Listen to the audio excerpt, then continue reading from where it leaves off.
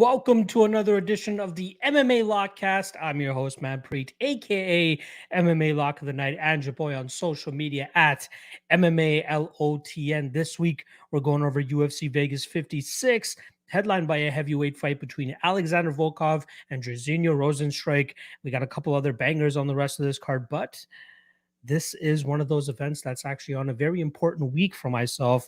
Hence why I'm doing this podcast nice and early for you guys. For anybody watching this on the repeat, this is actually being recorded or live streamed, I should say, on May 27th. So it's the Friday, actually, the second Friday before the fights actually kick off. So next week, I'm actually going to be wrapped up the entire week. It is my wedding week, so my wife would obviously kill me if I was out there trying to do any content for you guys. So this will be the only piece of content I'm able to drop for this card, I should say. I will be back at it for UFC 275 with the full week of content for you guys. I'm working it with the All-Star right now in terms of making sure that there's still a prop night episodes of propping you up over the last couple months. So he was usually he is pretty much the guy that's going to be on call for us for occasions like this where I'm not going to be able to do it. So I'll put it in the top comment as well after I drop this podcast because I know throughout fight week, people are going to be hitting me up and be like, hey, where's propping you up? Where's the ultimate weigh-in show? All this type of stuff. So usually people come back to the latest video that I drop and then drop a comment on it. So hopefully they see the top comment and see that I won't be doing any content for them. But like I said, this week we're going over UFC Vegas 56. Interesting card we got coming up. Just finished taping it as a whole about an hour ago or so. And doesn't seem to be a spot that I really want to go lock of the night deep on. Now, there are some chalky spots that look very good and look very lock of the night ready, but I just can't seem to pull the trigger, nor do I really want to take the big shot on a big favorite or something like that. I'm trying to stay away from making parlays my lock of the night play. It's square as hell, which again, I don't mind being labeled square as long as I'm putting units in people's pockets. That's all that matters to me. I don't mind playing chalk if I feel it's necessary, but I want to get away from parlaying the minus 600 and the minus 400 favorite together. But there is one parlay that I'm liking who likely won't make it a lock of the night play, but I'll still have a bet on it. You guys are going to be able to figure that out as you guys get through this podcast here. But let's go over the last event, which was UFC Vegas 55. Obviously, Transparency 101. We go over every single event, winning or losing. Luckily, your boy's been on a bit of a heater here. 5 straight winning weekends. And we had a great showing last weekend or for the last event. And we might as well just get it started with a lock of the night play here. So lock of the night play was 4.5 units on the Omar Morales and Urosh Medic under 2.5. I had 4.5 units at minus 164. That cashes for plus 2.74 units. Not the way that I expected it to in regards to Medic actually winning that fight in the second round. But he showed great composure, great discipline that night, and it paid off for him as he was able to knock out Omar Morales. I was very close to paying the juice on Omar Morales myself, but I decided to take the under 2.5, and luckily that I did because, I'd be ripping up a ticket here if I picked Omar Morales. Next up, I had another, not another, but I had another big bet, which technically was the first lock of the night play that I had, but I swapped it out when I made the under 2.5 that I just spoke about, a bigger play. But I had 4 units on Jonathan Martinez at minus 213. That cashes for 1.88 units. Again, mystified at the amount of love that was out there for Vince Morales. A lot of people continue to discredit Jonathan Martinez's game. I saw something tweeted out earlier that week saying that betting Jonathan Martinez at chalk is worse than betting Gina Mazzani. How is that possible, considering that Gina Mazzani is 1-3 as a favorite, and now Jonathan Martinez is 4-1 as a favorite? He is reliable. In my opinion, he's a great striker, does a really good job in terms of maintaining his distance and just using his leg kicks to the best of his abilities. And that's exactly what was on full showcase against Vince Morales. Morales, in my opinion, not that great of a fighter. The peak of his career is pretty much going to be that Louis Smolka knockout that he had in his previous fight. But that's the furthest this guy's going to get. Stop disrespecting my guy, Jonathan Martinez. That cashes for 1.88 units. Next up, we'll go with the dog of the night play here, which was the first fight of the night. Sam Hughes, 1 unit at plus 145. Cashes with ease. cashes like it was a lock of the night play, if I'm being honest. That cashes for 1.45 units. She puts on an absolute clinic there against Elise Reed. Pretty much goes out there and does exactly what people expected Corey McKenna to do, but they failed to realize that that's not really Corey McKenna's style. It is Sam Hughes' style, and I was surprised at the amount of love that Elise Reed was getting, even to the point that she was a favorite, not a sizable, but a solid favorite at minus 165. I think that was an absolutely atrocious line. The only thing I regret is not putting more on Sam Hughes in that spot, but she casts nonetheless as the underdog play there. And not to mention the women's MMA keeps on hitting for you, boy. I can't be mad at it, but glad it was plus money this time around. And then the only loss comes in the main event. Glad I didn't pay the chalk here on Holly Holm at minus 250, but rather take her by the pretty much the method that she more often than not wins by, which is decision. I had 1.15 units at minus 115 on her to win by decision, robbery, whatever people want to call it. I'm not gonna make too big of a fuss about it. In the end, if you're picking the right side more often than not, those split decisions and those robberies are not going to matter at the end of the day. So I'm not going to, cry over spoiled milk or spilled milk is the term I believe it is. That pretty much robs me of a clean sweep of the night, but we still profit 4.92 units for a 46% ROI. And again, that secures a fifth straight weekend of profit for your boy, bringing us into that off week, which is obviously this weekend. There's no UFC event, but I'm hoping to take that momentum and keep it going here. I believe the UFC has about 5 or 6 straight events coming up in this next stretch, starting with this Volkov and Rozenstruik card. So let me just take a quick peek at what the chat is saying here for you guys, and then I'll get into the actual breakdowns because we got a ton of fights to get through for this one. My guy African in the chat, appreciate you stopping by, my friend. Justin Villegas saying, "Thank God you're on. I've been wondering the streets trying to make people fight just to fuel my MMA addiction. I'm liking Rozenstruik. Think the dude ready for a decent losing streak. We shall see." African also congratulating me on the wedding as well. Appreciate that as well, my friend. Justin Villegas went with Vince Morales. African saying, "Have Factory X recycled game plan Martinez. Couldn't be more free." Exactly. Easy.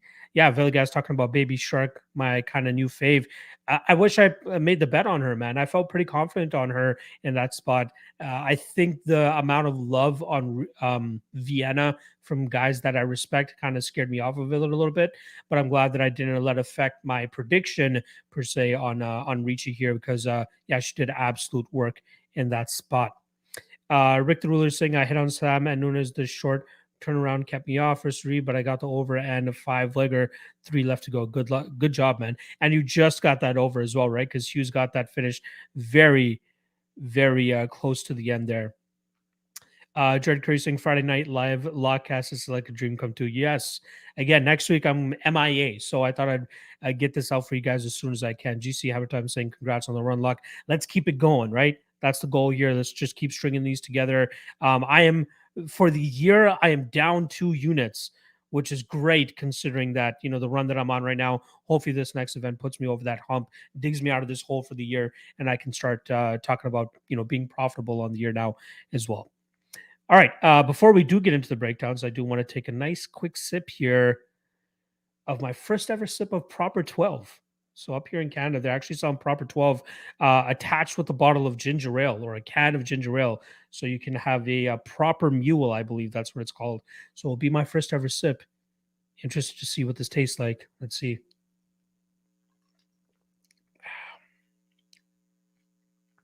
Not as bad as I thought.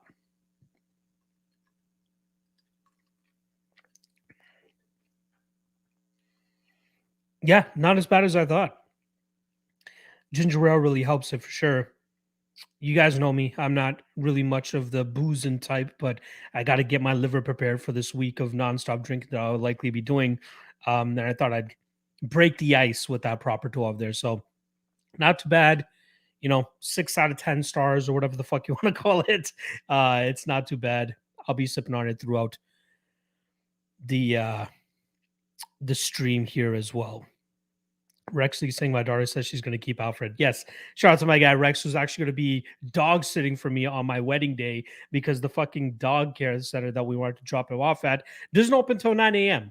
And I got to start getting ready at like 6 a.m., 7 a.m. We got to be out of the house by 9 a.m. to get to the temple. So shout out to my guy Rexley for doggy daycaring at his own place for me. Hopefully Alfred doesn't keep crying because he does have some attachment issues. But hopefully that works out. From African saying, proper Irish whiskey from a proper Punjabi animal. You already know how it is, my man. Justin Villegas saying, congratulations, pop his proper 12 whiskey. I drink it on all Connor fights, even when I go to his fights. There we go. Again, it's not that bad. I'll likely be sipping on beer for the most of this week, but with my father-in-law coming in on Monday midnight or Tuesday morning, we're going to be drinking throughout the week. So we'll see how many things we can mix up and have some fun. All right.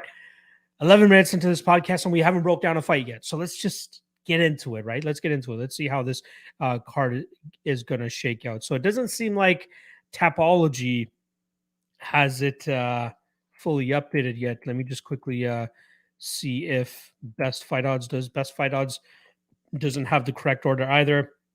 But luckily, my guy Nicholas West in the chat, in the Discord chat, dropped a updated version for us, courtesy of Big Marcel. So I'll go by his order here. First fight of the night, women's flyweight fight. Streaking prospect Erin Blanchfield is going up against JJ Aldrich, and she comes in as the biggest favorite on the card. Minus 600 for Erin Blanchfield, plus 400 the return on JJ Aldrich. You guys know me. You guys know I love seeking out women's MMA. You guys know I love plus money women's MMA when I get the opportunity. And I was really hoping that JJ Aldrich would be that, sneaky pick for me on this card. But after running the tape, I really just can't do it. Now, JJ Aldrich, in my opinion, has historically been quite underrated throughout her career. That's why we got her as like a near plus 200 underdog against Poliana Viana several fights ago. That's why we got her as a slight favorite over who was it, Lauren Mueller, and in a fight that I thought was pretty much going to be one-sided, and I'm glad she won in the fashion that she did. She won a split decision against Courtney Casey. Say what you want about who deserved to win that fight. She still got her hand raised that night. I didn't end up making the bet there. Jillian Robertson, another spot where she goes out there, nullifies the grappling of Jillian Robertson and just beats her up on the feet. She has decent jiu-jitsu. She does a good job in terms of when she's on top, nullifying whatever her opponent is doing off of their back. We saw it in the Jillian Robertson fight. We saw it in the Poliana Viana fight. Her bread and butter is her striking, and I'd say some of her clinch game too. She's kind of vicious in that in those spots. She's deceivingly strong. Like she can go out there and really outmuscle her opponents, and she doesn't look like a fighter that has a lot of muscle or has a lot of strength, but she is able to go out there and use that to her advantage. But when she is on, she uses her striking very well, right? Good combinations, good jab, good right hand behind it. That's what makes her a very solid fighter, in my opinion. But with Erin Blanchfield, man, absolutely. Like she's in for a nightmare here. Erin Blanchfield is the truth, in my opinion. She's 23 years old, and she's having fantastic performances against legitimate competition, right? The Miranda Maverick performance was just amazing, right? I believe she was the underdog in that fight, if I'm not mistaken, and that's why she's a minus 600 this time around. She establishes top control very well. Her wrestling is good. Her striking is improving. And I think that she'll likely have good enough striking here to deal with whatever we're going to be seeing from JJ Aldrich in the striking realm. And then she should be able to parlay that into takedowns and then top control. JJ Aldrich, like I said, does a good job in terms of nullifying the amount of success that her opponents are able to have, whether it's from their back or from on top. So I think it's going to be difficult to put JJ Aldrich away, which is why I think we'll see Erin Blanchfield grind this fight out over 15 minutes.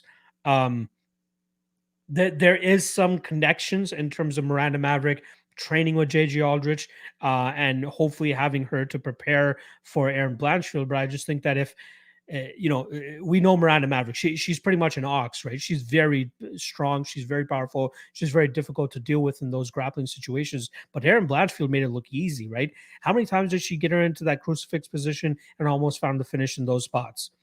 If Erin Blanchfield can do that to Miranda Maverick, I have no doubt that she should be able to do that here against JJ Aldrich. With all that said, I'm still not blindly going out there and putting minus 600s into parlays with Erin Blanchfield here because, again, for a serious parlay, how much is it really even doing? Maybe if it's like a Hail Mary parlay or something like that, like a 5, 6, 7, 12 legger or something like that. Sure, throw it in there just to spice it up a little bit. But yeah, for like a 2, 3 legger, I really just don't have the balls to go out there and parlay her in this spot. I would rather take her by decision at minus 200, but there is the possibility she could get that crucifix position and even finish JJ here. I trust in JJ's durability, but I do think that we'll see Blanchfield control this fight for the majority of it, grind it out, win this fight via decision. Let's see what the over is here. Over 2.5 is minus 250.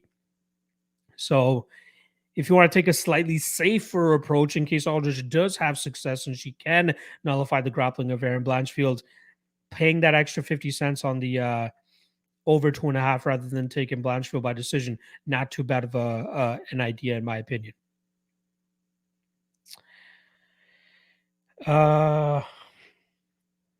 African saying Megamind Aldrich going to have a rough night. Methinks I agree.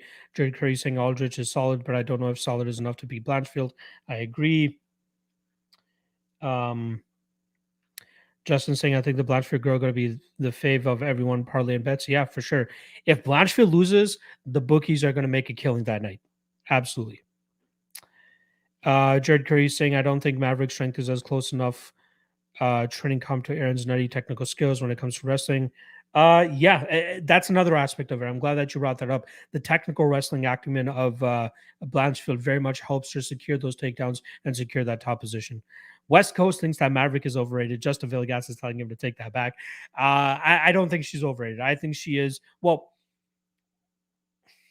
maybe she should have been the underdog to Maverick. Or sorry, Maverick should have been the underdog to Erin Blanchfield in the fight. So if you're talking about that and she was overrated going into that fight, I could see that as an argument, especially with how the result ended up playing out. But I don't think she, as a whole, I don't think she's overrated. I do think she's still one of the top 7 girls in that division, if I'm being honest. All right, let's move on to the next. So prediction: Erin Blanchfield by decision. All right, let's move on to the next fight here. We are looking at the UFC debut of Renat. Let me get this guy's name right. Renat Fakhretdinov. I've heard it so many times when I was tape studying it, and I still am probably butchering it. But Fakhretdinov, he's going up against Andreas Michailidis. In terms of odds, we got minus 280 on Fakhretdinov and plus 220 on Andreas Michailidis. Now, I'm not sure whose wife Andreas Michailidis has fucked, but the fact that he keeps getting these prospects or these highly touted prospects in their debuts is kind of hilarious, right? Actually, it's only been 2 fights now, if you want to include this Renat fight. But the Alex Pereira fight, he was seemingly just put in there to lose. He was a plus 210 underdog that time. He's a plus 220 underdog this time. I think that the name value on Fakhretdinov is a huge reason as to why this line is as big as it is. When you have these fighters come from that side of the world, especially that region of the world, more often than not, they're pretty overrated in a certain extent because of their name and what they're able to do on the regional scene. But you know, I'm not completely turned off by what I'm seeing from Renat. The guy has decent grappling. That's pretty much his bread and butter. He wants to use his big strikes on the feet to close the distance, drag this fight to the ground, and just pummel his opponents on the ground, whether it's looking for a ground and pound or looking for a submission. And I think he'll be able to do that against Michailidis here. But Michailidis is going to make it very difficult for him to do that.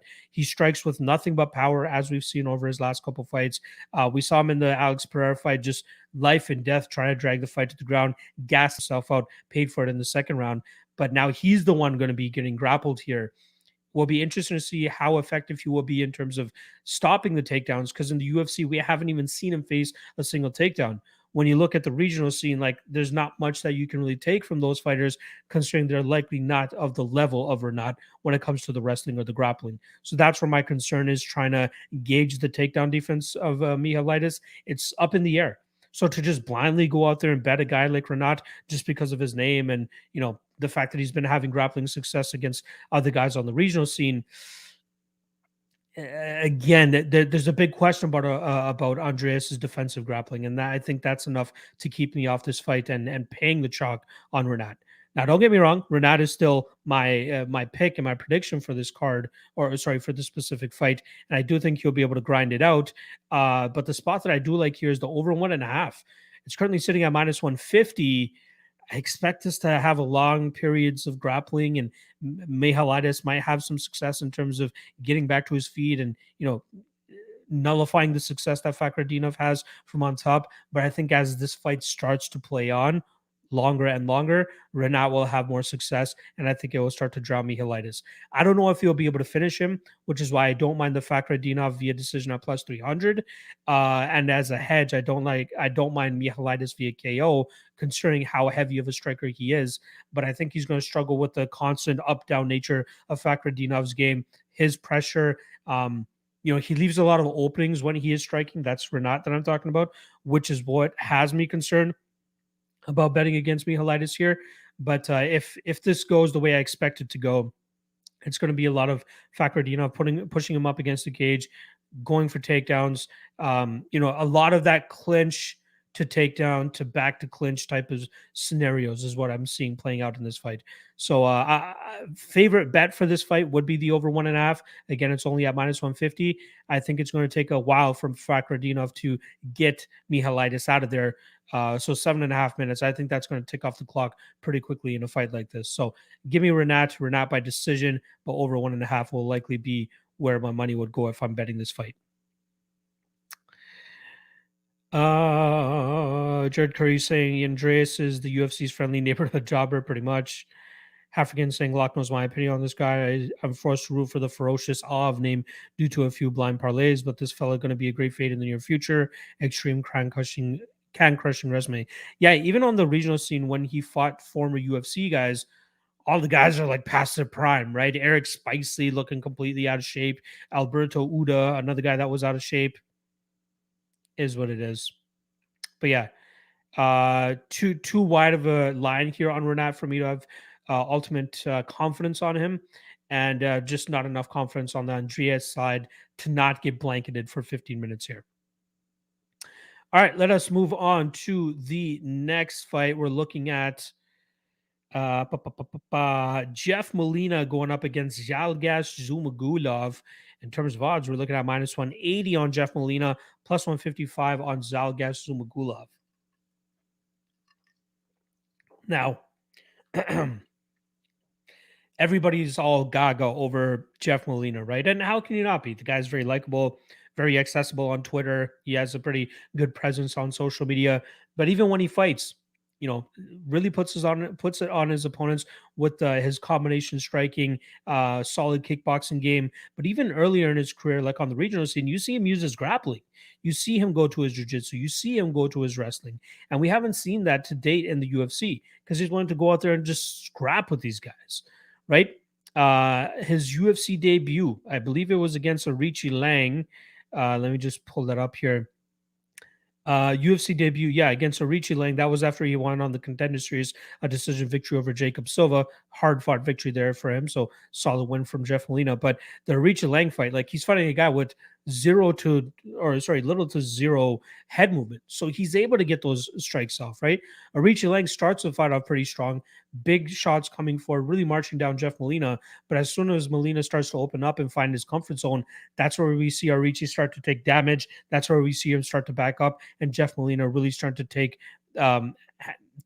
control of that fight just with the striking alone. So good win for him there. But again, fighting a guy with not much competency in terms of a striking defense. Then the Daniel De Silva fight. De Silva, very interesting fighter. Either likes to kill or go out on his shield pretty much. That has been the story pretty much of his entire career. Not to mention, recently he just lost to Francisco Figueiredo via knee bar. But that was a fight where De Silva had early success with the grappling, not too much though. But then once this fight got into the second round, we saw Jeff Molina really start to get his hands going. And then he found that counter right that put Daniel De Silva on his butt, followed up with some ground and pound, and then got him out of there. This fight with Zhalgas is going to be a little bit more interesting, right?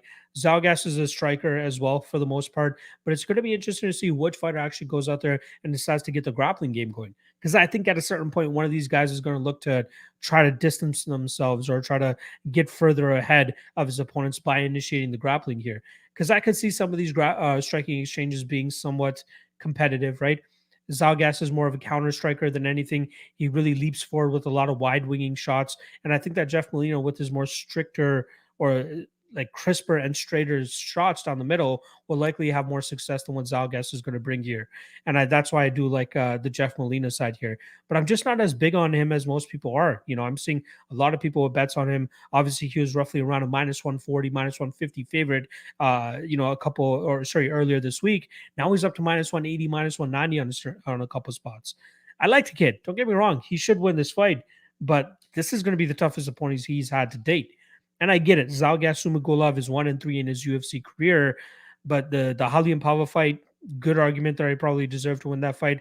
That Albazi fight, you know, a lot of grappling there that swayed it in Albazi's favor. The Jerome Rivera one, big win for him there. The Manal Kape fight was the interesting one because we see a little bit more of a aggressive version of him.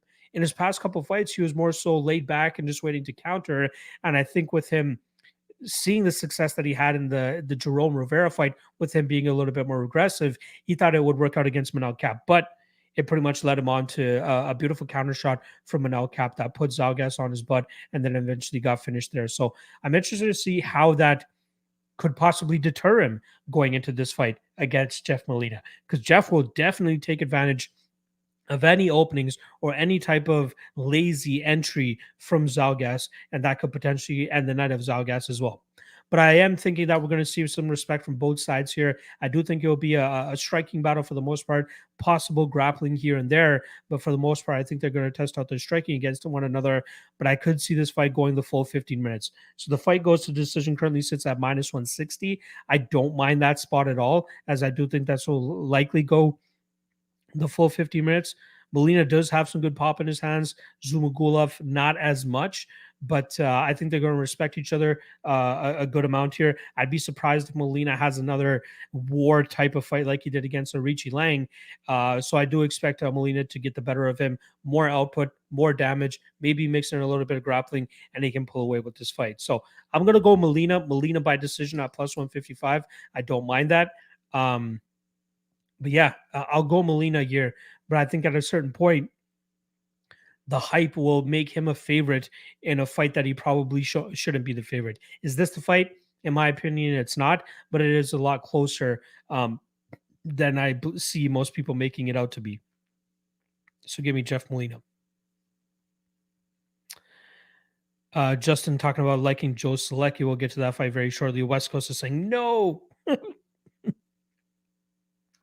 Corey Ipo saying thanks for the early predictions. No worries. Again, super busy next week, so I got to get it out as soon as I can for you.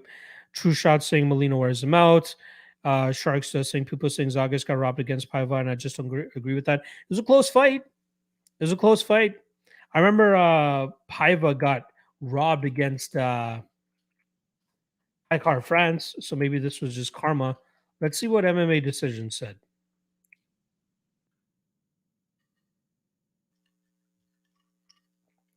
So majority of media scores in favor of Zhumagulov. In terms of fan scoring off of 170 votes, 93% of them gave round 2 to Zhumagulov, and 77% of them gave round 3 to Zhumagulov. So maybe rounds 2 and 3 Zhumagulov, maybe that's what they're talking about. Close fight, not robbery, is what it is.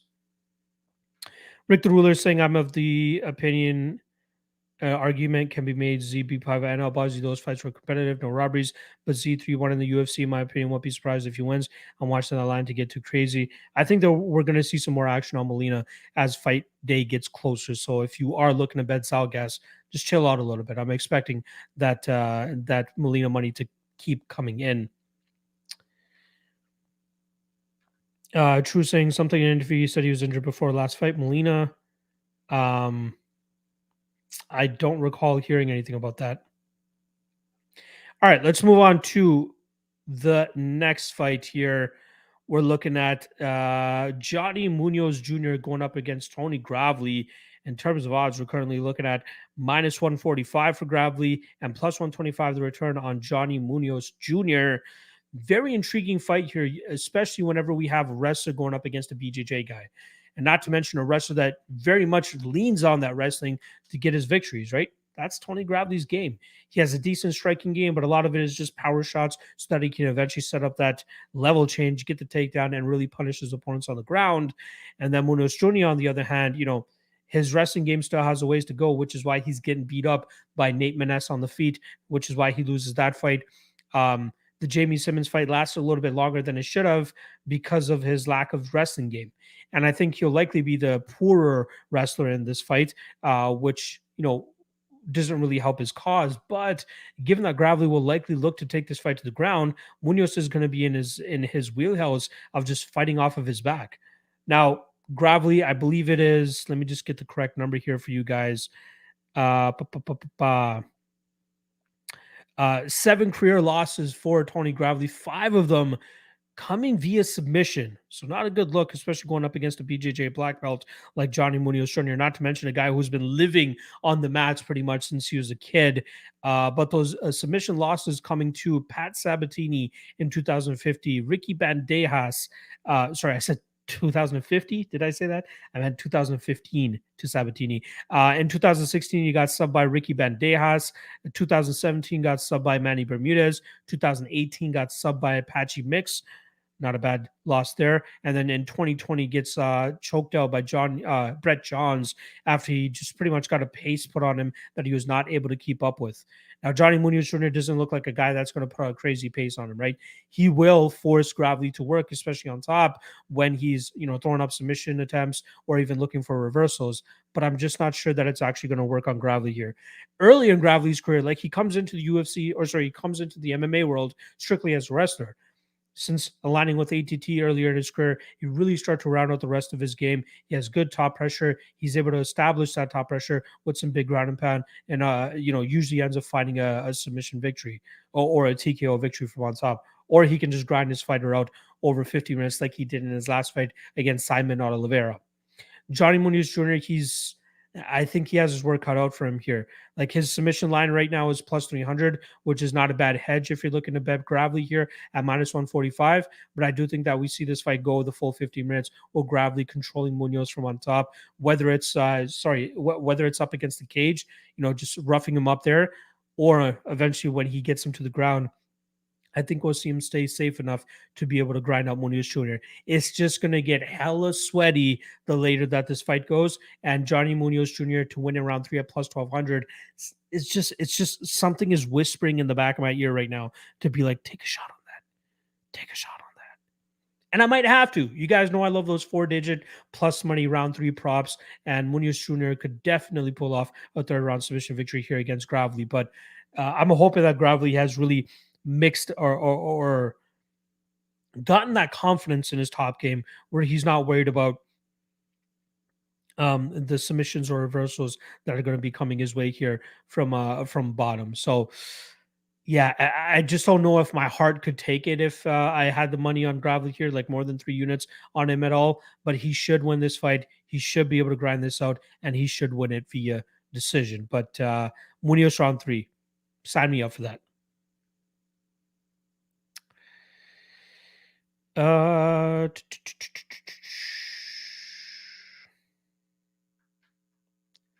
see. John Darvo saying Jeff Molina is working with Skinny Bets on this fight. They have a large plan. How do you feel about that? Yeah, Skinny Bets is going to do what Skinny Bets does. The guy's a celebrity at this point in time. True Shot saying I take a stab on Johnny Munoz Jr. I understand why. African saying sprinkling round 2 and 3 for Munoz just because Gravely cardio has not impressed me, and a tired wrestler is always live to get caught in some shit. Exactly. Jaden saying love these new, more catchy titles. Yeah, I'm trying to do that just to, try to get catchy titles. You know what I mean? Try to be convicted in my main event prediction. So I might be giving up what my prediction is by naming it the way that I do, but I think it'll catch more eyeballs the more that I do them. Levi Whiteball saying Munoz by sub. Again, I understand it. I could get it. Justin Villegas saying Gravely wins by having more UFC fights, more experience. That means split decision. True Shot saying Johns is in PFL now. I think Johns is in Bellator actually, and he went to Bellator because they're offering him more money, in my opinion. So he's a solid fighter. It's not a diss on Gravely at all that Johns is in Bellator and he lost to Johns, and I don't think anybody should be taking it that way. John Darville is saying Munoz is everyone's favorite dog this week. I don't see it. I DM Nate, who fought both of this, and he's siding with Tony. Yep. I get why there is love out there for him, but I'm not sure how often. True Shot saying, how many subs do we see from bottom ends of UFC? Not often. But you have a good concoction here of the two, right? Like you have a wrestler that has known to gas later in fights. But the question is, will Munoz be able to make him work enough to cause him to gas? Rick the Ruler is saying Munoz only path to victory is a sub. In my opinion, I think Gravely got more paths for keeping it striking. KO him, stay safe in guard, and get a decision on Gravely. I don't know if he will look to strike more than he will look to grapple here. One thing I find is like when fighters stray from their game plan, they gas out a little bit easier, whether it's, a striker grappling or a grappling striking or a grappler striking. You know what I mean? Like, I think it might cause Gravely a little bit more stress. Munoz can make it close in the striking. It's not like, Gravely is Israel Adesanya on the feet by any means. So it's good enough. It's the quintessential wrestler striker that he is, right? Wide winging hooks, big power shots, all of it just to close the distance, to change levels and get a takedown. Corey Yupo saying Gravely cost me last fight, fireball and popcorn for this one. Anthony Rivera Medina saying I like Munoz, but I like the over if any bet. I don't mind that. It's weird though, because if Munoz wins, it's likely a submission inside the distance, right? So got to pick one or the other. True Shot saying outside of Mershark. Yeah, Mershark is very difficult to deal with. Anthony Rivera saying Skinny Bets only post winning tickets after the fact. Yep. That's how these celebrities are. And that's why I'll likely never be as big as these guys, because I show off my losses as well. All right, let's move on to the next fight here. We're looking at Nicholas Stolze versus Benoit Saint-Denis. In terms of odds, we're currently looking at minus 155 for Benoit Saint-Denis and plus 135 for Nicholas Stolze. Interesting fight here, right? It's unfortunate that Benoit Saint-Denis is always going to be known for the guy that nearly lost his life against Eliseo Zaleski dos Santos in his UFC debut back in October at UFC 267. He did land a takedown and some big shots even after people thought that that fight should have been stopped, but it's not a good look seeing him get beat up the way that he did. When Benoit is on and he is in his groove, he's able to go out there, get his opponents to the ground, and just devastate them from on top, whether it's with ground and pound or submissions. He is very strong in those grappling positions, so I don't doubt that he'll be able to land takedowns here. I don't doubt that he'll have good success from on top. Now, Stolze has never been submitted in his MMA career. He has obviously been knocked out in his last fight by Jared Gooden, but I think Benoit will be looking to ground this fight ASAP and trying to get a finish pretty much immediately. Stolze will obviously be the better striker here, and if he is able to keep this fight upright or survive the early onslaught and start to come on later in this fight, I think he could eventually find the finish himself. So if you guys can't tell where I'm going here, I will likely be looking to go back to the well for the under 2.5 in Benoit Saint-Denis fights. I think he has a good partner with him in this fight to make that cash. It should have cashed in the last fight against Eliseo Zaleski dos Santos, but I do believe it will cash here against Nicholas Stolze. I do think it will be Benoit that gets the top position and then eventually finds that full mount to either get a ground and pound from on top or eventually find a rear naked choke or even get a ground and pound when he has the back of Stolze. But again, this is a two-way street. I do think that Stolze has good enough striking to touch up Saint-Denis and get him out of there if he does have enough success on the feet, like I said. Slick shots down the middle. He's working with Syndicate MMA now, so I'm interested to see what John Wood is able to do to elevate him to a new level. But I think this is a great fight for either guy to go out there and get a finish. So fight doesn't go to decision, minus 175, under 2.5, minus 150. I will likely have at least a play there to win a unit on that, whether it's 1.5 units at minus 150 on the under 2.5 or the 1.75 units on the fight doesn't go to decision to win 1 unit. But in terms of a prediction, I'm going to go Benoit Saint-Denis. Saint-Denis by submission plus 200. I don't mind that. And then on the flip side for Stolze, him to win by knockout plus 500. I don't mind that either. Prediction is Benoit Saint-Denis, though. True Shot saying he bet Saint-Denis, saying that Stolze isn't any good. I don't want to completely write out Stolze, right? There's been guys in the past who start off their UFC careers 0-2. I hate writing off guys that just got knocked out like viciously in their last fight, right? We're going to talk about another one in a couple fights here, another solid underdog that I like who's had a rough 0-2 skid to start his UFC career. But as things start to go on, you see them really start to show the rest of their game. So I'm not going to completely write out Stolze here, which is why I'm not big on betting Benoit, but I am big on betting the violent spot here. So give me under 2.5. But Benoit is who I'm going to be predicting to win this fight. African saying justice for Benoit. Vyacheslav let him get his brains beaten out. Yeah, I'm all over him in this spot. I think we'll see Benoit come out with like a chip on his shoulder as well, especially after how that last fight went. All right. Let's move on to the next one here. We're looking at Ode Osbourne going up against Zaruk Adashev. In terms of odds, we currently have minus 170 for Ode Osbourne, plus 150 the return on Zaruk Adashev. Now, Zaruk is actually one of the guys I was talking about when we were talking about Nicholas Stolze just now. Guys that start off their career 0-2 and have a vicious knockout in one of those, usually they're written off pretty quickly, right? So he got knocked out in his UFC debut on short notice against Tyson Nam. Tyson Nam, say what you want about him, but he's probably one of the heaviest hitters in MMA history in the lower weight classes. The guy just has dynamite in his hands. So, quick loss for Zaruk in his UFC debut. Then in his sophomore walk to the octagon, he's a big underdog to Zhumagulov, and even Zhumagulov inside the distance line that night was minus 200. Everybody and their mother thought that Zhumagulov was going to go out there and just starch him just as Tyson Nam did.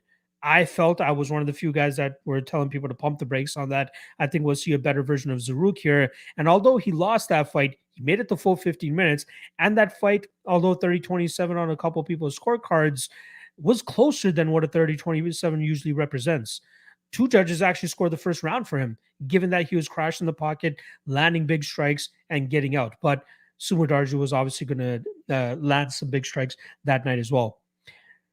The interesting aspect of that fight is the fact that with the 2 judges scoring the first round for Zaruk Adashev, he was having tremendous success in that second round. He hurt Zhumagulov a couple times, and then he obviously gets hurt himself. But had he not got hurt himself after already hurting Zhumagulov early in that round, he could have stole the second round as well, and we could have been looking at a W for him via decision. Again, it's a big what if, right? It's MMA. Shit happens. You get rocked when you're winning a fight. Look at Rob Font against Marlon Vera. You could be winning 95% of a fight or a round and get knocked down, and then you end up losing the round. So I'm playing a lot of big what ifs here. Now, what I'm trying to get at is that I think that Zhumagulov and Tyson Nam are much better strikers than what Ode Osbourne brings to the table. Ode, I think he's more physically gifted than he is actually skilled, I should say. And he does have some decent power in his hands, but he's not a big knockout puncher, right? Like a lot of the work that he got done was just him being more physical than his opponents. Let me get the actual numbers here in terms of Ode's finishing rate. I know he's finished a handful of his opponents, but he's able to get them to the ground and just punish them from on top. He has a bunch of submission victories on his record. He could absolutely be looking for a way to drag this fight to the ground and have some success there, but I'm not completely impressed with his grappling game. You got Zaruk Adashev working out of New Jersey right now, training on the daily with guys like Frankie Edgar and Timur Valiev and training with Mark Henry. So you got to believe that, they have him ready in those grappling realms. I do like Adashev here. Like, I think he's a very solid underdog here. And we've seen in Ode Osbourne's last fight that he doesn't really have the greatest gas tank. Now, it's not like a gas tank issue to the point that he gasses out and will get finished in the third round. But it will be to the extent that he gets outworked, as CJ Vergara was easily able to outwork him in that spot. So mix in, the constant movement. That's an issue that O'Day had with Manel Cap before he got knocked out. He couldn't get it set. He couldn't get any punches off because Manel Cap was pretty much moving the entire time. That's Zaruk's game as well, right? More often than not, he's at a reach disadvantage in his fights. He will be in this fight as well. So he uses his footwork and his movement to try to keep his opponents off balance so that when he does crash forward with his shots, he's able to get his shots off without really eating too much damage in return. Now, here's the ace in the hole, in my opinion. The calf kicks from Zaruk Adashev, right? You got to believe he's going to be investing in those early in this fight, just as he did against Ryan Benoit in his only UFC win to date. Especially dealing with that 8-inch reach disadvantage, got to believe it's going to be a lot easier to kick that leg that O'Day Osbourne likes to leave nice and out there on a silver platter for his opponents. So I do think that we'll see Adashev really attack that nice and early here. If O'Day can't get him out of there in that first round, I believe that Adashev will likely cruise in the second and third rounds with his movement, with his footwork. And I wouldn't be surprised to see him try it to mix in some grappling of his own, right? O'Day didn't really seem to have much off of his back in that third round against CJ Vergara. So if Zaruk can make him work, land some big shots early in this fight, damage that lead leg, start to slow down O'Day, he will have success the longer that this fight goes. So I apologize for continuously itching my nose. I don't know what it is, but right on the tip of my nose, it feels itchy. I don't know what it is. I don't do coke. I promise. I've never done coke. It's none of that shit. But yeah, I apologize for anybody wondering why I keep scratching my nose. But right on the tip of my nose, it just feels scratchy. Anyway, yeah. So Zaruk will likely be my dog of the night play here. I love the plus 150 on him. I'm looking to place a bet on his decision prop as well once it starts to drop on some of my bookies. I like the plus 300 line. He doesn't have much finishing ability. And just as we saw in his last fight against Ryan Benoit, if he is up 2 rounds, he is okay with completely coasting in that third round. And I don't think that O'Day will have enough juice in his tank left to take advantage of Zaruk, cruising the way that he did. So yeah, give me Adashev plus 150. Love that line. And give me him by decision as well. African saying, I actually think Adashev KO is pretty live. He's a little firecracker of a dude. O'Day length seems pretty menacing in the spot, but I like the little fellow here. Riding with you, lad. Yes. Again, I do think that O'Day should be the slight favorite here, considering the size advantage that he's going to have. But if he can't get that early finish, I think it's going to be a long night for him. Rick the Ruler saying O'Day about to be that apple pie shitter. He's a gasser after third round in Vergara fight. He sits up and leans against the fence, didn't stand up, didn't put his hands up. Yep. African saying I was big on Sue when he fought Adashev. I'd be lying my ass off if I wasn't sweating bad at some points. Yeah, Adashev made that a scrappy fight, man. True Shot saying I wish they'd burn the Apex down. Hell no. I love the Apex. And I really want to go back. I said I've been wanting to go back for a long time. As you guys know, I went to the Gaslam and Cannoneer card there. The best fan experience you'll ever have. I promise. African saying it's that proper to officer, the McGregor effect. There you go. All right. So Adashev likely will be my favorite dog on this card. All right. Let's move on to the next fight. We are looking at Damon Jackson taking on short notice Daniel Argueta. I'm sure I butchered that name, but is what it is. Minus 270 on Damon Jackson, plus 230 the return on Dan Argueta. Now, Argueta was on season 29, I believe, of The Ultimate Fighter, and he lost in the first round of the tournament against Ricky Tercios. That went a full 3 rounds. He ended up losing that fight via decision. But running the tape on this guy, if it wasn't the wrestling tattoo on his bicep that will tell you what his style is, he likes to grapple. He likes to take his opponents to the ground. He likes to use his strength against his opponents. And from there, he's able to either get a submission or some good ground and pound from on top. I believe 6 out of his 8 fights have finished inside the distance. You guys know I love Damon Jackson. I'm betting fights where the fight doesn't go to decision in his fights. And I think it's actually going to come to fruition here against Daniel Argueta as well. Let me get the specific number here on the amount of violence bet on violence fights on Damon Jackson's record. So he has 24 total professional MMA fights, Only 2 of them have ever gone to a decision, both of which he has won. How crazy is that?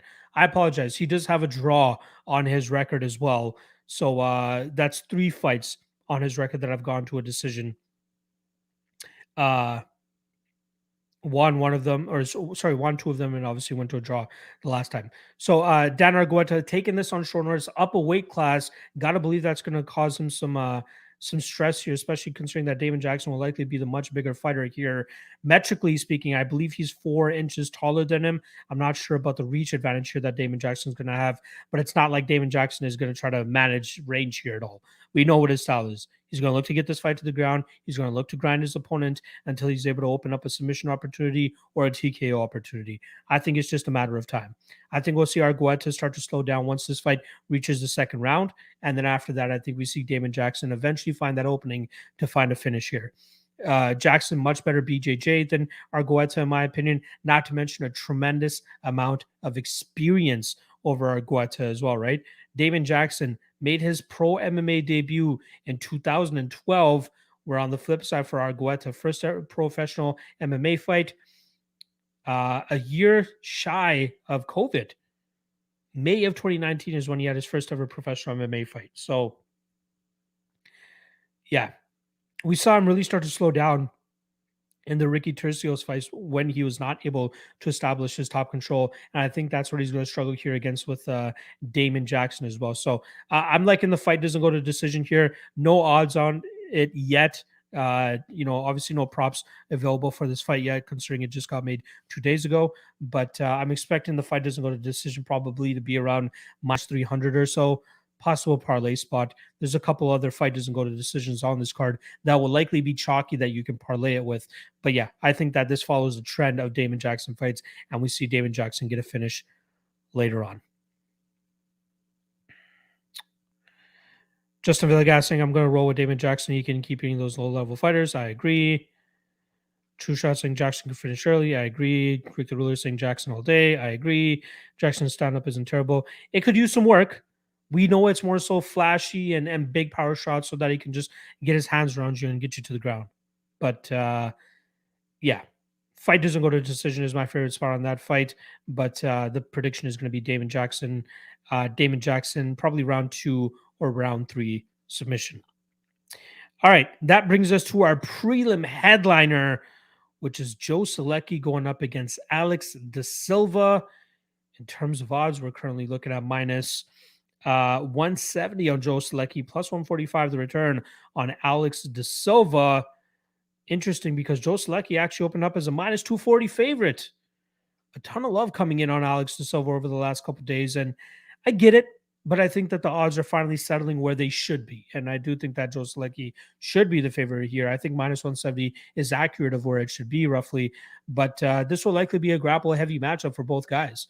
When De Silva has success, like he had in the Rodrigo Vargas fight, it's dragging fights to the ground. He had some early success against Alexander Yakovlev. He had some early success against Brad Riddell. But as the fight started to wear on, both of those guys, Yakovlev and Riddell, were able to stop the grappling of De Silva and get their own damage off, eventually winning those fights. I believe Yakovlev via submission and then Riddell via decision.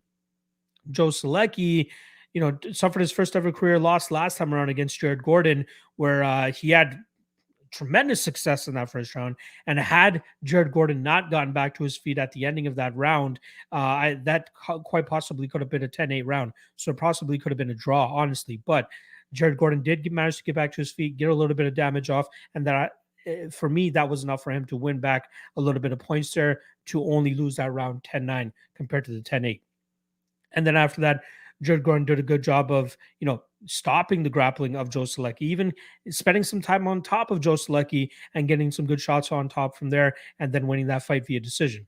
Now, it's kind of concerning with Joe Solecki's lack of ground game, right? Or sorry, let me rephrase that. Joe Solecki's lack of jiu-jitsu off of his back. He's highly accredited, right? Like the people are sucking this guy off with how good his jiu-jitsu is, myself included. But when you see him on his back in the Jim Miller fight, when you see him on his back in the Jared Gordon fight, you're like, this guy's a high-level BJJ black belt. Where are the reversals? Where's the submission attempts? To me, it looks like he's just trying to hold on to his opponent to try to garner a stand-up. That's it. Like, there's not much offense coming off of his back in terms of submission attempts or reversals. It's not a good look, in my opinion. So if Alex De Silva finds himself in top position in this first round, I think Solecki gives that round away. But luckily for Solecki, I do think he is the more tenacious of the two, allowing him to secure those positions in round 2 and round 3, because De Silva, even him, off of his back, not the greatest.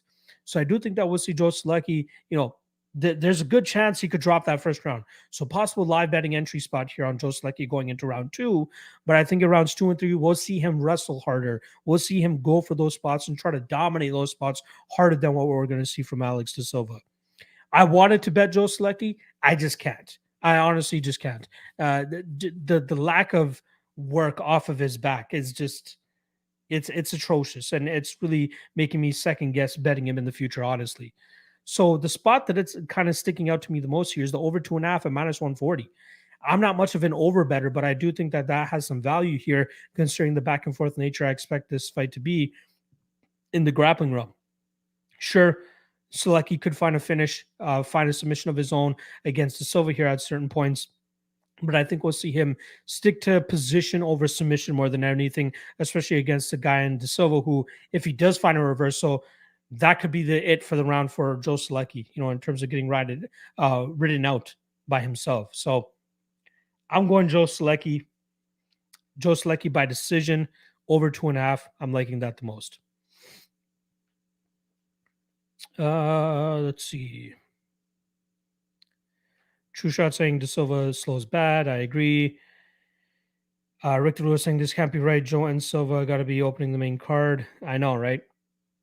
We got a banger women MMA fight to start off the main card, which I'll talk about very shortly after we get through these comments. Shout out to my guy, PayPal My Money DFS, saying Solecki cardio ain't there. That's why he's lazy on bottom. Makes sense. African saying I have to rock with Solecki, De Silva cardio no bueno, and there's nowhere worse to be than under a good top player when you're out of gas, other than standing across from Ngannou or Alex Pereira. I agree, but like both guys could gas here, right? Which is why I like the over more than anything, to be honest. Saavedra 9 saying this motherfucker submitted Cowboy. He's a monster going forward in the grappling. Submitting Cowboy at this point in Cowboy's career, I don't think it's the biggest accolades, honestly. And I don't want to discredit Cowboy at all, but the guy's getting up there in age, right? 2022 version of Cowboy Sony, no bueno, like my guy African says. Thomas Kane saying hot take, if De Silva comes in less muscular, take him to win. Tough to truly have a stance based on physique, in my opinion. Rick the Ruler saying, I don't know if Joe got discouraged because he couldn't get takedown in the third, or if he gasses, but he slows down just as bad as Silva, in my opinion. Silva got better tank to me. He was dealing with a way fresher fighter in Riddell versus Gordon. Yeah, both guys could shit the bed here with the cardio and the gas tank. So I get the love on De Silva, especially when he was plus 200. I get the love still if people want to bet him as the underdog, but I do think that we'll see Solecki maybe get like the back of De Silva in the second and third round and just ride out those positions.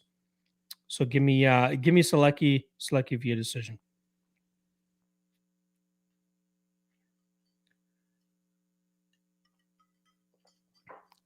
All right, let's move on to the main card here. But before I do, I want to shout out all the live viewers that we currently have on this Friday night. Rather than out there partying and enjoying time with your family and friends, you guys are here rocking with me on this Friday night, and I greatly appreciate that. The least I ask you guys to do is hit that like and subscribe below if you guys haven't already. It's the best way to show support for you guys. If you guys are watching this on the back end, make sure you guys drop a comment. Let me know what your lock of the night play is, and we'll see if it ends up cashing come fight time. But that is the best way to support your boy. If you want to go that extra mile, you guys are obviously welcome to hit up the Patreon as well. $5 a month.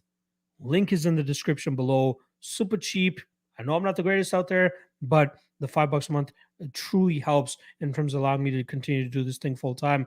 Drop the content for you guys that you so desire, and drop the picks as well when your boy's on a hot streak. So, like I said, I'm on a 5-weekend winning streak as of this moment, and until I hit my next losing weekend, all the picks are only going to be behind the Patreon wall. So That is the only way you guys will be able to get those picks. I will obviously have a free bet that I'll drop closer to the event, but for the most part, the entire card will be behind the Patreon paywall until I hit my next losing event. And then secondly, make sure you guys check out Coolbet as well, another great supporter of the show. They are based out of Toronto, which is why I really fuck with them. Make sure you guys use the promo code MMALOTN2, and they'll match your initial deposit up to $200. Check them out. You guys can parlay props. You guys can, get nice and early lines on some of these fights. Sorry, not early, but sometimes they lag on their lines. So if you are late on taking a bet and lines are starting to move other places, Coolbet is one of those spots that kind of lags on updating their odds. So you might be able to take advantage still. So make sure you guys go check out Coolbet. Promo code MMALOTN2, just to let them know that your boy has coming through.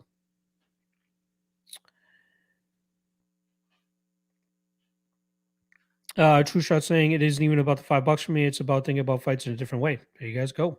Appreciate it. Nick Sisson, appreciate you stopping by, my friend. Been a minute. Saying hello, my friend. It's been a while since we've got you live. Everybody hit that like button and pay attention. Yes, sir. Appreciate that. Justin Villegas saying, yeah, I want to go to a club, Dungeons and Dragons, and tea. I'll take any day. Sugar-free tea. Not trying to get wild. That's my guy right there. All right.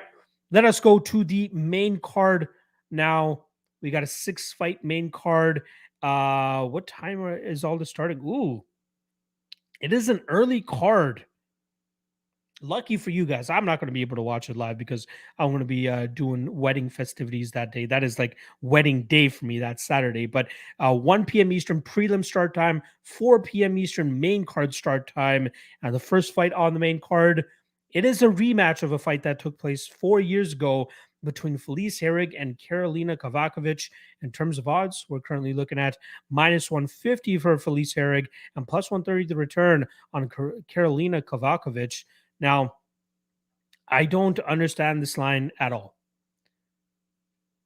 I feel like I honestly just want to read directly from my best bets and props article because I feel like I laid it out perfectly and I don't want to miss any of these points. And this is the only fight that I'll do it for this podcast because I don't want to just have a script that I'm reading to you guys the entire time. I'd rather just talk off the top of my head, honestly. But for this fight specifically, I feel like I nailed it in my best bets and props article, which is up on the Patreon. So I'll read it for you guys here because it perfectly highlights how I feel this fight's going to go. Let me just wet the whistle real quick and then I'll get to it. All right. So very interesting matchup between two women who are now afterthoughts in the strawweight division.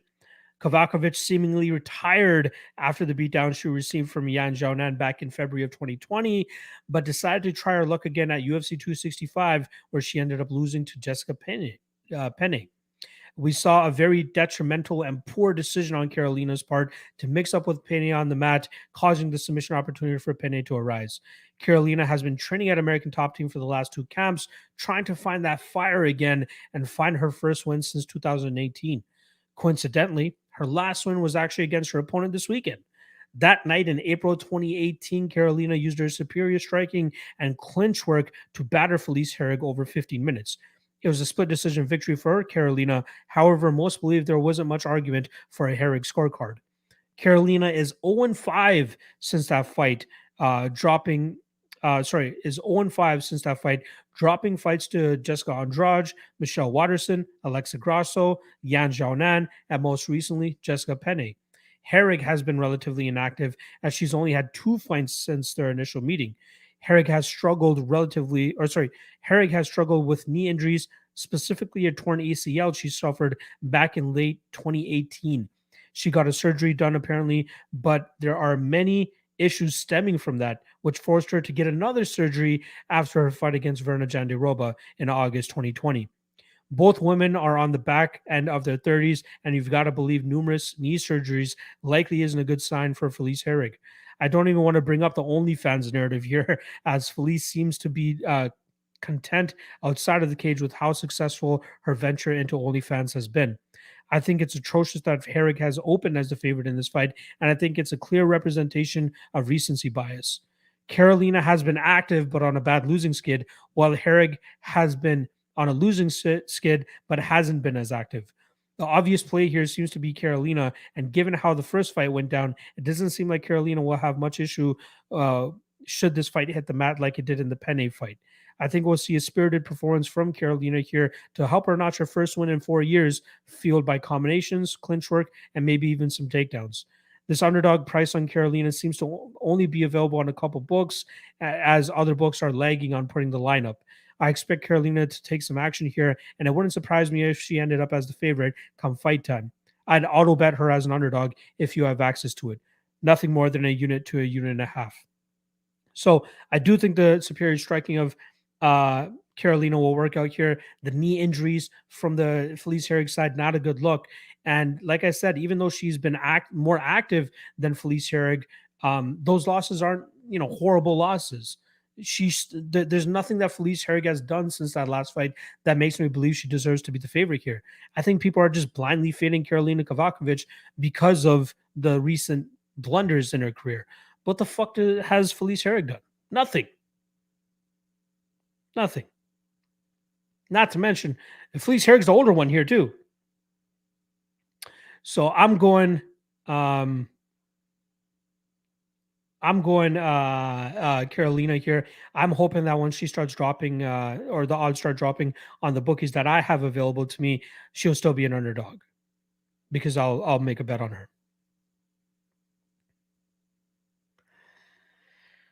Savadra saying congrats on the wedding. Appreciate the love, my friend. Savadra saying Herrig all day. She only lost bad matchups. Carolina lost her mojo. Has she though? Has she? Savadra saying Felice went to a split versus Prime Carolina. I don't think it should have been a split. I don't know what that one judge was smoking. That was not a split. True saying Herrig has in front of 2+ years and is 37 now. Yep, she'll be 38 in September. Rick the Ruler saying, what is the UFC thinking? Why is this the main card opener? 2 hot-ish women. That's why. That's why. Ultimate Pick saying how many euros is a unit? A unit is 1% of your total betting bankroll.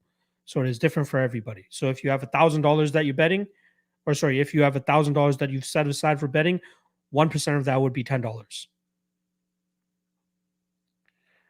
Vulcan saying, hi, brother. I want to record predictions together soon, hopefully. Maybe.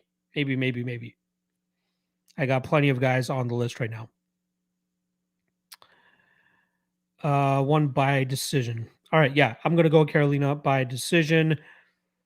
Let's see as those odds and those props drop. All right, let us move to the next fight here. Something a little bit more spirited we can get into is Alonzo Menifield going up against Askar. What's this guy's name? Askar Mozharov. I hope I'm saying his name right. Yeah, Mozharov. Askar Mozharov. In terms of odds, we got -155 for Alonzo Menifield, +135 the return on Askar Mozharov. And I have a sneeze coming, so I'm just going to quickly mute my mic.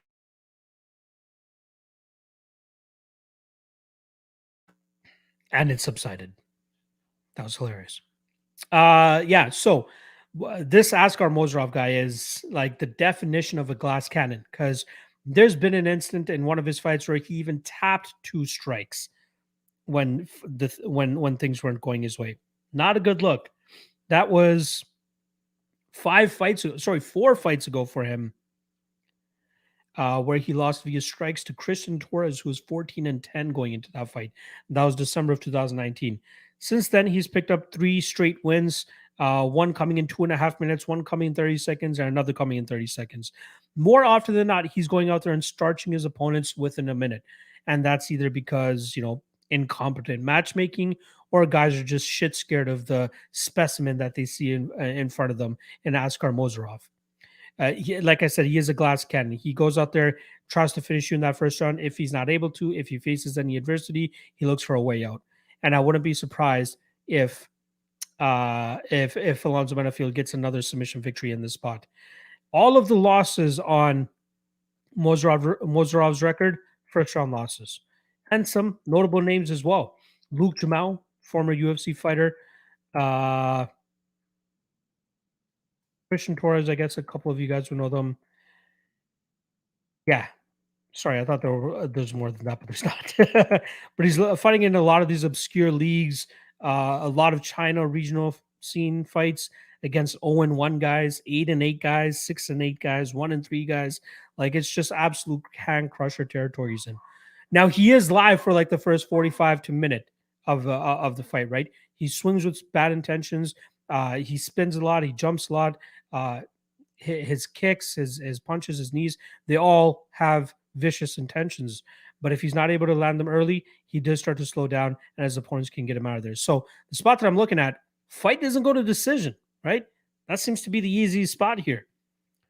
Currently sitting at minus 350. I'm seeing minus 600 on 5 times, but Bet Online has minus 350. Betway has minus 275. I'm waiting for more spots to open it up, but like even the under 1.5, now it's minus 185, but earlier it was minus 240, minus 225.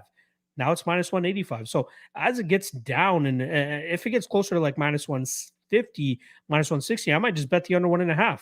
But I feel like the fight doesn't go to decision. It has got to be the lock of the night play.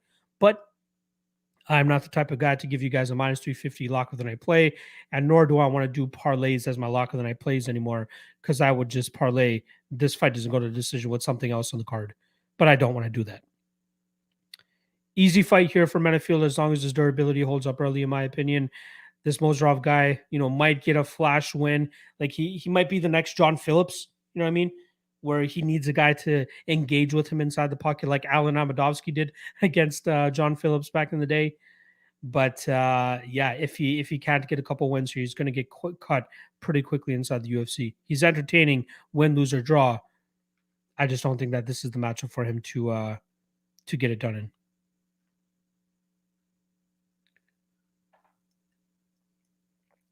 True Shot saying most bet 2% per unit. Maybe do a show on wagering money management. I might. True Shot saying if Menifield fights smart, he can win easily. I agree. Justin saying Menifield getting a stoppage. I agree. African saying fight doesn't go to decision at minus 275 is in every single one of my parlays. I may piss hot just from watching this fight. Someone's going to get fucking blasted. I agree. Yeah. I don't know.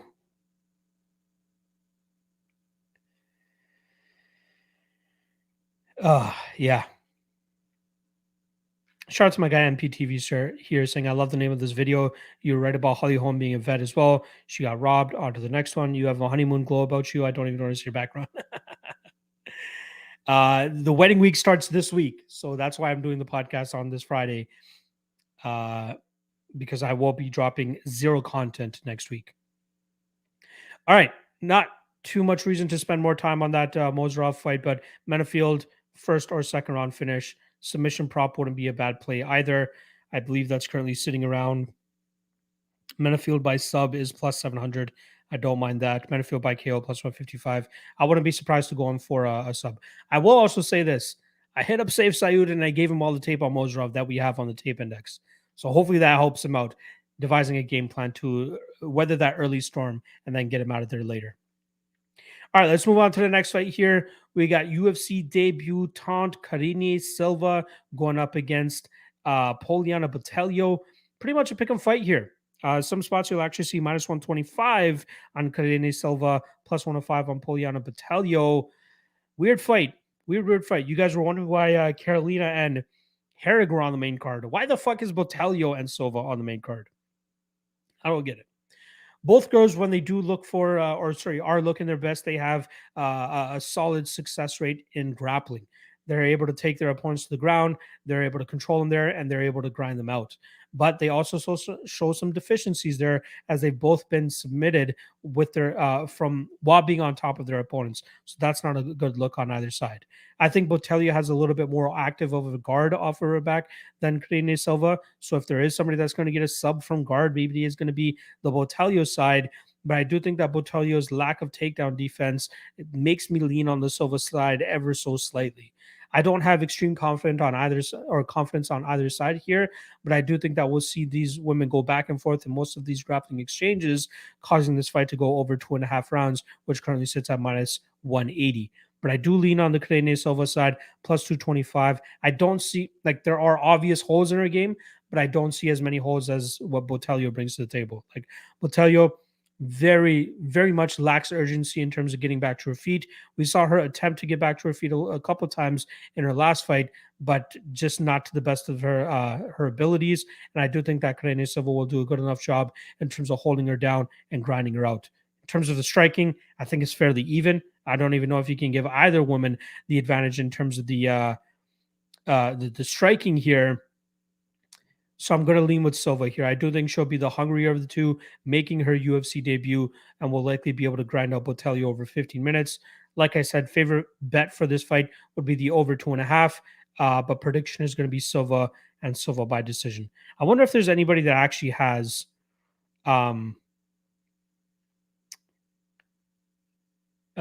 uber confidence on this fight. Praise to you if you have uber confidence on this fight. MPTV saying I'm taking Botelho inside the distance parlays because she has finishing ability and she's a slight dog, not confident whatsoever. This is my degenerate parlay. There you go. I could see Botelho armbar off of her back. Possibility in this type of fight. If anybody's betting more than 2 or 3 units on this fight, though, God be with you. All right, let us move on to the next fight here. The next 3 fights should be some bangers. First up, we got Mike Trizano going up against Lucas Almeida. In terms of odds, we currently have minus 230 on Michael Trizano and plus 195 on Lucas Almeida.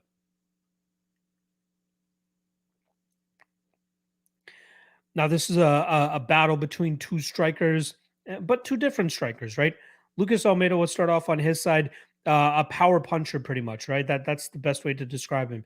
He goes out there looking for the finish more often than not. He puts a lot of pressure on his opponents early in their fights, and he's able to get some of them out of there, right? He has a ton of first round and second round finishes on his record. But it seems like when he was fighting on the regional scene, he was fighting a lot of guys with little to no striking experience, right? Which is funny because there are a couple of fights where Lucas actually gets dropped by some of these guys in the striking. But as the fight starts to wear on longer and longer, you see these guys go to the grappling more. They're trying to go for desperation takedowns and drag Lucas to the ground because they're scared of the amount of power that Lucas carries in his hands. But once you see Lucas actually fight somebody with a competent striking style like he did against Daniel Zellhuber on the Contender Series, that's where you see him start to struggle. Because, yeah, he'll have early success like he did against Daniel. He won that first round just off of volume and throwing power punches. But as he continuously starts swinging at air, he starts to slow down, and then his opponents start to finesse him a little bit more, like Zellhuber did. In rounds 2 and 3, Zellhuber started to take over with his movement, his range management, his kicking, and his ability to get out of the way of the big shots, telegraph the big shots, and then counter effectively with his own. That is Mike Trizano's game. Mike should be able to replicate exactly what Zellhuber did, maybe not with as much flash as Zellhuber did, but still with as much efficiency, like sticking on the outside, using his leg kicks, kind of fighting like he fought the Ludovic Klein fight, right? He will likely be backing up his opponent from the round 2 and round 3, maybe not in round 1, but if Lucas, doesn't find any discipline about his game, he's going to find himself losing another decision like he did against Zellhuber. So the spot that I'm actually leaning on here is not the chalk on Trizano, but his decision prop. He's not much of a finisher against these or this level of fighter, right? Like I want to see how many fights now he has. 1, and we're going to include his Ultimate Fighter fights as well, right? 1, 2, 3, 4 straight fights he's won via decision. And then earlier in his career, he's finishing guys, right? He finishes 0-0, 3-2, 4-2, 4-1. Now he's going up against the guy in Lucas Almeida who has more fights than him, right? He has 14 fights. So I don't think we'll see Trizano overextend too much here. I wouldn't be surprised if we see him lean to his grappling either. He is primarily a striker, but Almeida has shown some deficiencies in terms of his takedown defense. However, he does show a good competency in terms of getting back to his feet, which is why the grapplers he was facing on the regional scene weren't able to have much success against him. But as he starts taking levels up or steps up in competition, it's going to get harder and harder for him to get back to his feet. I think it would be very smart for Trizano to mix in takedowns here to just mix up the game and have Lucas Almeida thinking about more tools rather than just the striking from the outside. But I do think that we'll see Trizano more often than not lean on the striking, touch him up from the outside, get the numbers on him, hopefully evade the big early strikes from Almeida. You might be able to get a better price on Trizano going into the round 2, considering that round 1 will likely be Lucas's strongest round. But I'd rather just take the decision prop here on Trizano. I think that's what he's going to end up doing, really working Almeida over 15 minutes, most likely in rounds 2 and 3, and then taking home a decision victory. So give me Trizano. I was thinking about parlaying him early here. Not as enthusiastic about it anymore, but I do think that Trizano finesses him here in the striking round and beats him. All right, let us move on to the co-main event. We got my guy, Movsar Evloev, taking on his first ranked opponent, if I'm not mistaken. Here he is going up against Dan Ige, minus 400 now on Movsar Evloev, plus 300 on Dan Ige. Now, Evloev opened up closer to the minus 200 range, got bet down to about minus 300. Then for about 4 days or so, he was hanging around minus 280, and then a bunch of money came in on him, and now he's up to about minus 400 now. So initially when I saw this line, even at the minus 280 plus 220 line that we saw, I thought that the bookies were absolutely disrespecting Dan Ige here. I thought that they weren't giving him his due.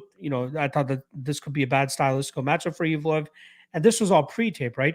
This is me thinking that Evloev had a close fight against Nick Lentz. This is me thinking that, takedowns aren't that hard to come by against Evloev. And this is me thinking that Dan Ige's ground game, wrestling game is much better than I thought it was. That's why you run tape. That's why you have to go back and really dig into it and remind yourself that, oh, yeah, the Nick Lentz fight was a split, but it was a bad split. It should not have been a split. Yeah, Mike Grundy was landing takedowns on Evloev, but Evloev was getting right back to his feet, not settling at all, not even allowing for one moment for his opponents to settle on top. And even when he gets caught in close submission attempts, the guy toughs it out. I don't know if he has a third or fourth lung in his chest somewhere, but he's able to keep his breath and his calmness about him, get out of those bad positions, and then make his opponents pay for those bad positions. And then running the tape on Dan Ige, seeing Korean Zombie finesse him and just absolutely handle him on the mat was not a good look at all, right? Dan Ige has big power early in his fights, as we saw in the Gavin Tucker fight, and there's one more from earlier in his UFC career, but he has big power. He can knock his opponents out pretty stiff. But I think that Evloev is very durable. He will be the much better grappler here. And even though Evloev doesn't have the greatest top control, as more often not, his opponents are able to get back to their feet, he does a good job in terms of chaining those wrestling attempts together over and over again and just working his opponents into the ground. So I like Evloev quite a lot here. I do think he grinds Dan Ige out. Ige is very difficult to finish, never been finished in his MMA career. And Evloev more often than not goes out there and fights to a decision. There's a reason why the over 2.5 is minus 345, right? These guys are going to go at it. There's going to be some close finishes from either side, but I don't think either one is going to transpire in an actual finish here. So the spot that I'm looking at is Evloev by decision at minus 145. I don't normally like, betting a prop that's at minus money. But considering the clip at which Evloev wins decisions and the durability of Ige, I'd be surprised if Evloev gets a submission over Ige. I'd be surprised if Evloev gets a knockout over Ige. So I think that the decision line is probably the best way to go about it. I am considering, though, again, I'm not, I hate betting via decision fights, right? I might have to end up doing it twice on this card with fucking Mike Trizano as well. But there's a part of me, just like the John Munoz Jr., round 3 plus 1,200 whispering in the back of my ear. Evloev, money line, Mozharov, Menifield fight doesn't go to decision. Parlay those together. I think you get roughly around minus 140. I don't mind taking a shot on that. I don't think that's a bad parlay. I think those are pretty much the two locks of the night. But I can't put lock of the night money on it because I get burned too much with parlays. So I might just I might put 2 or 3 units on it. But I like Evloev here. Initially, I was like an Ige pre-tape, but I completely did a 180 on it after reminding myself of the struggles Ige has in grappling him and how good Evloev actually is. Evloev should run through him, honestly. Over 50 minutes, I think he does work here. True Shot saying my only problem with Evloev is lack of control with the takedowns. Yeah, exactly. It's my concern as well, but he keeps getting the takedowns. Very tough. And his striking is getting better too. MPTV saying Ige might have been favored 2 years ago. Maybe. African saying Evloev is everything I dislike about wet blankets, in that he poses next to zero finishing threat, but Ige got ragdolled by Korean Zombie. Got to think Evloev just rides him to a decision. I agree. MPTV saying Evloev by unanimous. I would have more of a chance in a 5-round fight. Ige would have more of a chance in a 5-round fight. I'd agree. You know what? Ige could make this closer in a 3-round fight than he could in a 5-round fight, in my opinion. True Shot saying he doesn't even try to finish. I agree. MPTV saying he likes him as a parlay piece. I agree. True Shot saying unlimited cardio. I agree. Sharks DFS saying I wish we could have seen Evloev to Poirier, the one that got away. True Shot thinks worse than 5 rounds. Interesting. I think Ige could maybe steal 2 rounds out of a 3 fight, but I think the longer that it goes, Mozharov would have control easier and easier as the fight goes on. But yeah, Sharks, I know a lot of people were on Topuria pretty heavy going into that Evloev fight when it was scheduled. I wonder if anybody's opinion has changed since then. I hope they still manage to match it up eventually, but we'll see. All right, main event time. Shout out to the live viewers that we currently have here, 11 p.m. on a Friday night. Make sure you guys hit that like and subscribe before we wrap the podcast up. Make sure you guys drop a comment as well on the back end. For anybody watching the replay here, please drop a comment. Let me know what your lock of the night play is, and I'll try to get back to you guys as soon as I can. And then obviously, shout out as well to all the Patreon members that your boy has. I believe we're back up over 300 Patreon members. Again, my picks are mainly just behind the Patreon paywall until I hit my next losing weekend. Right now, 5 straight winning weekends, looking to make it 6 with this Volkov and Rozenstruik card. If you want to know what the picks are, or official bets, I should say, make sure you guys check out the Patreon. Again, $5 a month. That's like about $1 per card. The reason, because I know I'm not the greatest out there, but I know my reads are pretty much good from an overall perspective. And again, all the content that I put on a weekly basis, it's nice to get that love, that $5 a month, to continue to do this thing full time. All right. Main event time. Heavyweights at it once again. We got Alexander Volkov going up against Jairzinho Rozenstruik. In terms of odds, we got minus 150 on Volkov, plus 130 the return on Jairzinho Rozenstruik. Now, Volkov opened up around minus 160, so he's hovering roughly around where he's been the entire time. Very easy fight to break down, right? I don't feel like I need to go into a 10-minute breakdown of this fight because it's very easy. Volkov either traverses the cage for 25 minutes while picking apart Rozenstruik from outside, or Rozenstruik eventually lands that big shot, puts Volkov down, puts his lights out. Now, I do want to touch on a couple things real quick about Volkov. People continue to beat the drum that he's washed, and I'm still not of that belief. What was it? 3 fights ago, he lost to Cyril Gane. Cyril Gane, one of the best kickboxers in the game. I take nothing from that loss. That is him just getting outskilled. Cyril Gane was clearly the better fighter that night. The Marcin Tybura fight, yes, it looked like Alexander lost a step, but he still went out there and won. Still got the dub. Still dug deep in that 3rd round when it was 1-1 and still pulled out the win. Then his next fight against Tom Aspinall, I thought he would cruise in that fight, honestly. But the takedown game of Aspinall, I very much underrated. He had great timing on changing levels and landing those double legs, those blast double legs to get the big Alexander Volkov to the ground, and then obviously using his jiu-jitsu to get that straight armbar victory. Hats off to him. Rozenstruik presents none of those problems that any of those 3 opponents that he recently has faced present. He presents the atomic bomb, right? The Rozen-bomb, as I like to call it in the title of this podcast. Other than that, he does nothing, right? 12 professional MMA victories, only one of them to win via decision. And that was under Rizin rules.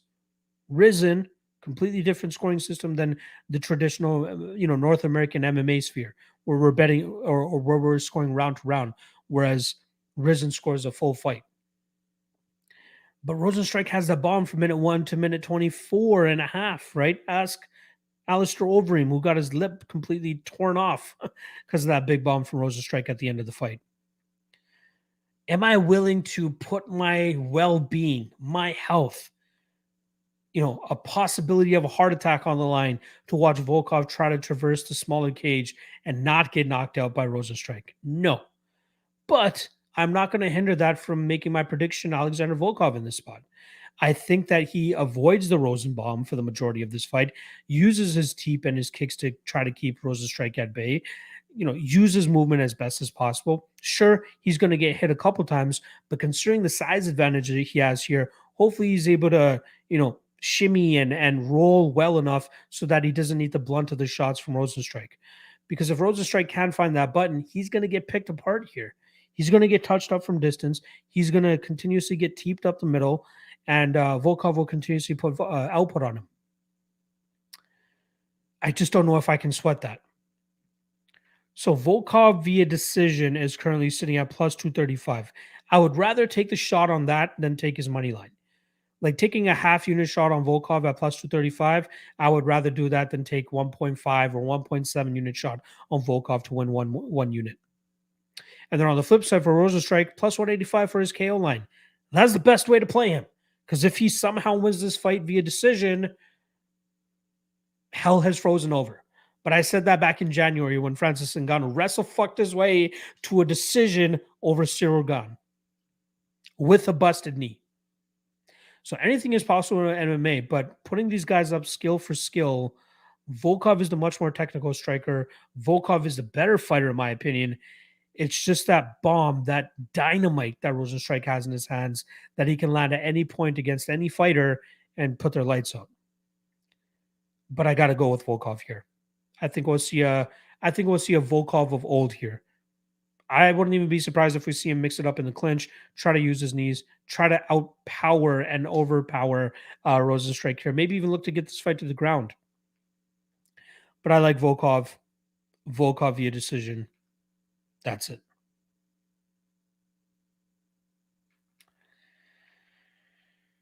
All right. Let's see. Ton of comments for this one.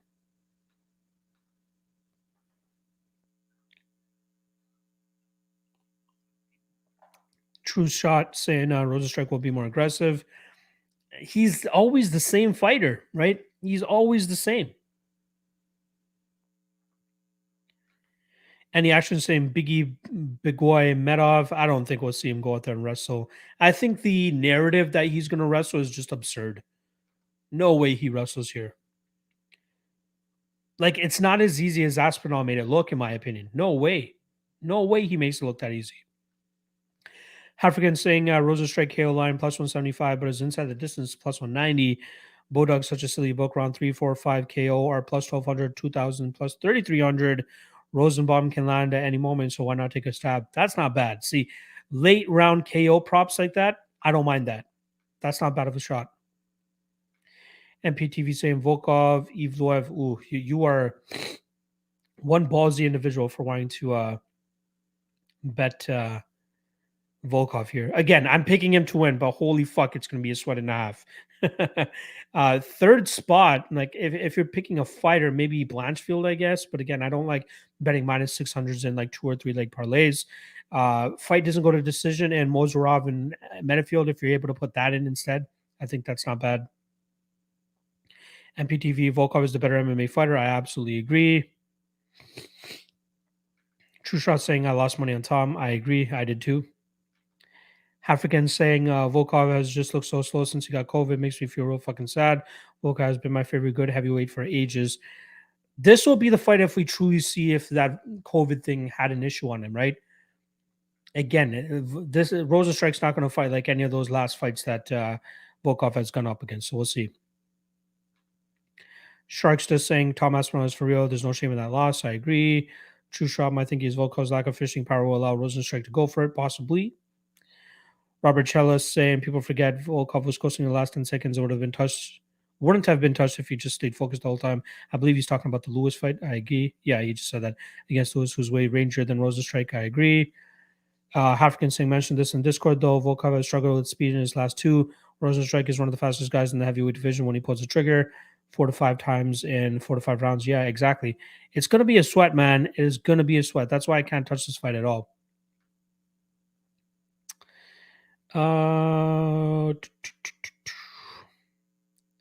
True Shot saying I'm less concerned with the KO loss. He looked lost against Aspinall like afraid. I think Aspinall was just too fast for him and had way too many tools, honestly. Sharks just think people wanted to call that Rozenstruik over him in an early stoppage, but the visual of his lip hanging off his face was really gross looking. I was of the belief that it was an early stoppage because he walked off, right? If he continued to punch over him, the fight would have continued and the time would have expired. I think with him, the visual of him walking off forced the referee to stop that fight. Is what it is. Robert Charles saying he's going to be fighting up a ladder. I just don't see it. Yep. He has to reach Volkov's shin, unless he times a perfect counter. Justin Vegas saying Volkov bum now he going to be in the UFC Apex dump. So you think so? Wow. African saying got a shitload to say about this fight. I'm taking up way too much space, but Volkov decision the way to play him. Rozenstruik durability has looked bulletproof except for that one bomb from Ngannou. I agree.